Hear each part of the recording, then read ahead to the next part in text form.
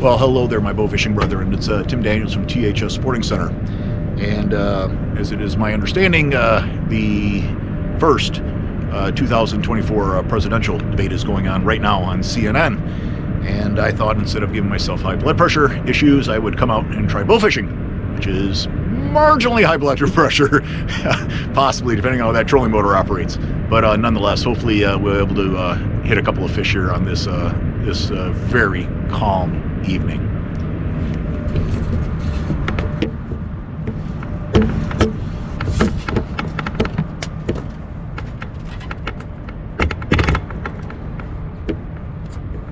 On this particular trip, I am shooting my deadweight Leviathan.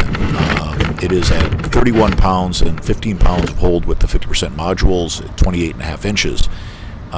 This is about the fourth trip now with this bow, and I'm really starting to get used to it. I just purchased some 75% modules. I think I'm going to try those out next, and see how it feels. With the 25% modules, I quite honestly I didn't like it much. There we go. Oh.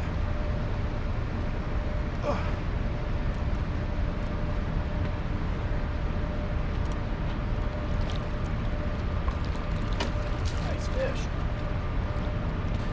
You know, this trip ended up being way better than expected. And what I mean by that is that I've seen way more fish than I expected to. The fish are in different spots because the water has dropped so much, and it's taking me a while to sort of figure that out. I haven't been out nearly as much, and I don't have the time to be out trying to figure this out. So be that as it may, it was a pleasant surprise this evening to be able to run across these fish that we seen.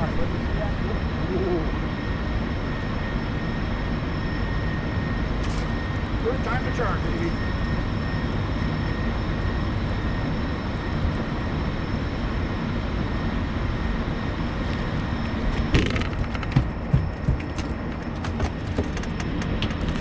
This is the second time this year my good friend John has been able to come out with me bow fishing.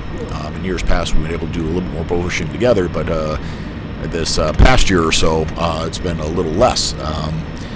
My friend John here is a little over 80 years old, plus now. I think he's going to be 81 this year, and he has a right hand that's pretty trashed, and it makes it much more difficult for him to participate in this sport with a limited use right hand.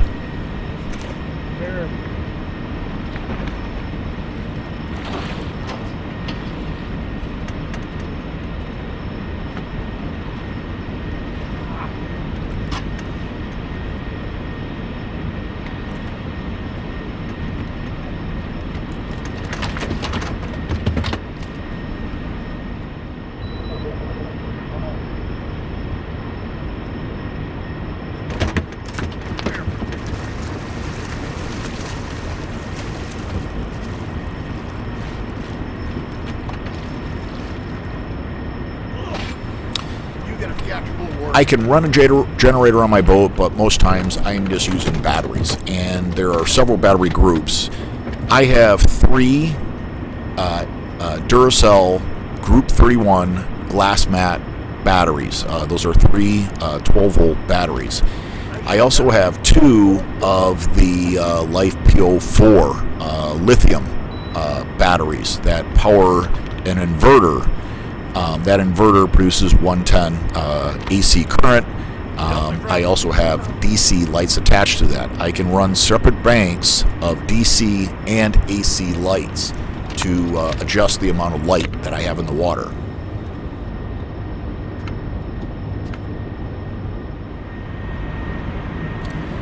Between the two lights or power sources that I have together, they pull about 860 watts of light that go into the water.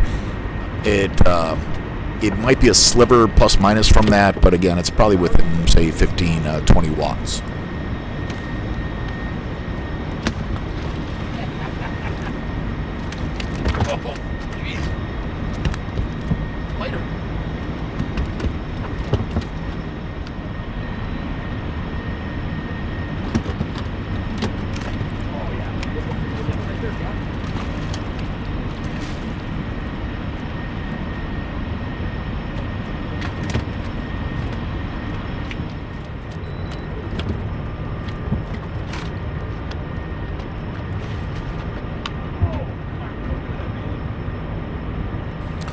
You know, every now and then you have a fish that gets off, and earlier we had one that got off, and anyways, about an hour later I'm running along the other side of this bay, and I come up and I see this fish with a big old white chunk missing out of it, and I'm like, oh hell yeah, that was the one that got off earlier. And so to his misfortune, he showed his face again, and it didn't work out so well for him the second time around.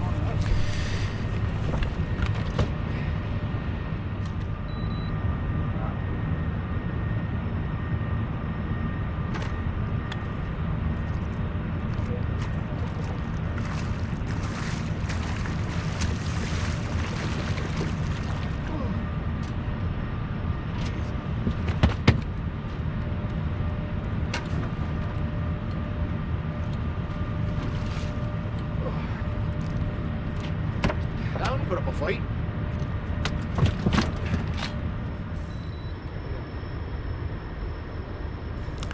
You know, lighted knocks are awesome. How you get them done can be very challenging in bow fishing. There are aluminum adapters that are manufactured for fiberglass arrows, and those can work okay. They can start running into issues with shelves, like off your arrow rest. There are ways in which to take an aluminum arrow, cut off the back of it, which I believe is 2114, and then you can sleeve that over your fiberglass arrow, then use the super unibushing in the back to put in a lighted knock. There are some carbon arrows that have like a carbon wrap in the back, which allows for a lighted knock as well, or a push and knock. Keep in mind the length of the battery and the amount of space in there for a knock or a lighted knock can affect what lighted knock you can use.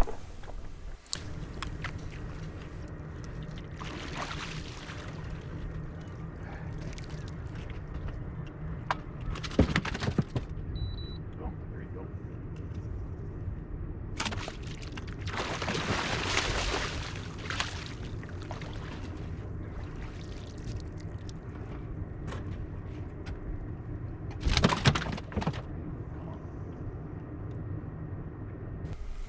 You know, this low water is something that I'm really not used to around here. I mean, this water is 18 inches to over 24 inches shallower than years past, and that's really changed the landscape around here.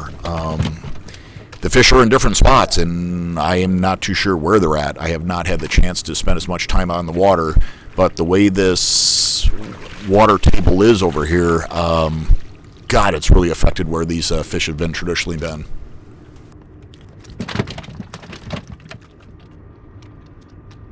You know, I'm one of those people that sometimes you miss these like little Nerf shots, and then later on you end up getting a long shot, and you feel like you redeem yourself. You know, you make this sort of a crazy long shot, and you lace a fish, and you get it in. And you're like, hell yes.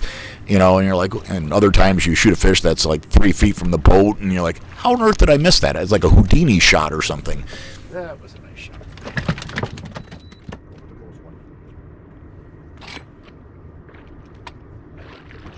You know, as I mentioned before, how low these waters are. If you see in the upper left-hand corner of that screen, that rock has been typically underwater the vast majority of times that I've bow fished in this area over the past 15 years.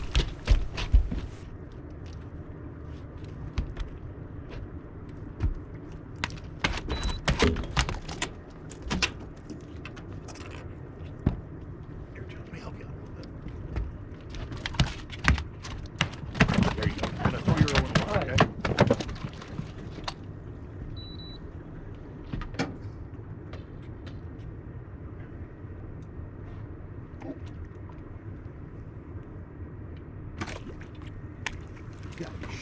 You know, here's where things really started sort of getting weird. We're in water that's between 12 inches or 9 to 12 inches deep. We're going into shallower water. I know up ahead there's a slightly deeper Yeah, as soon as I release the damn detent, which maybe holds 12 inches of water, but again, here at this spot, we're probably 9 inches of water. And then out of nowhere, as we're sort of closing in on this little cove, which is still really wide, but I mean, fish start coming out like left and right. It's like a clown car of fish just nonstop coming out of an area which is tiny as hell. And sometimes at that point, you have to take the time to pick out a single target, commit to that target, follow through on that shot to get that fish in, regardless if there's 15 or 20 of them swimming around you. Not to guess this, John. I would not guess this.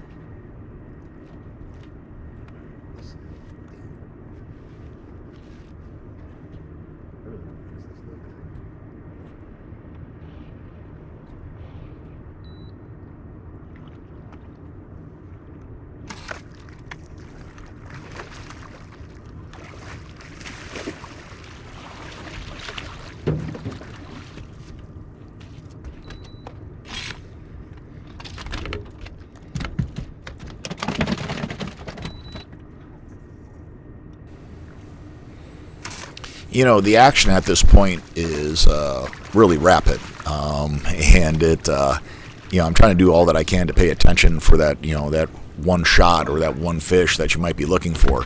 On this evening, I don't think we shot anything that was over, say, 16 pounds or so. Most fish were probably in that 8 to 10 pound world. But nonetheless, it's nice when you have a fish put on a great show for you as well. This one here, the arrow sailed through it, sort of holding it in there, and it was just putting on a fantastic show.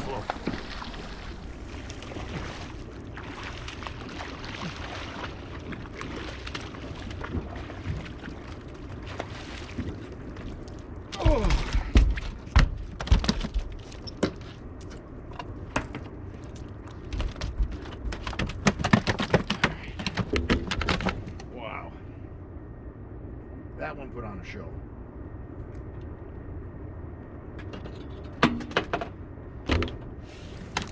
At this point, we started pushing our way in, and we got to the point where the boat was dragging the bottom. Now, a combination of having about 4/5 of a 42-gallon trash can full, and being in water that was probably less than 8 inches, the hull started dragging on the bottom here and there. And this is a hard bottom, so a push pole works really well in a situation like this. If you have swampy areas, quite honestly, you can have 6 foot of muck, and I don't care if you have a 12-foot push pole, you're hard pressed to make any gains in some of those swamps out there.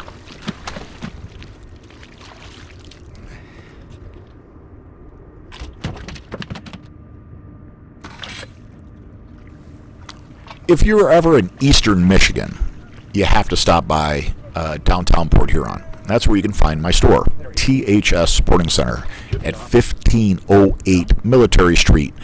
We are open Monday through Saturday from 9 a.m. to 6 p.m. and Sundays 10 to 4. We have a large selection of firearms, archery equipment, bowfishing equipment. We have a lot of services in gunsmithing, archery repair. We have a little of everything that guys love.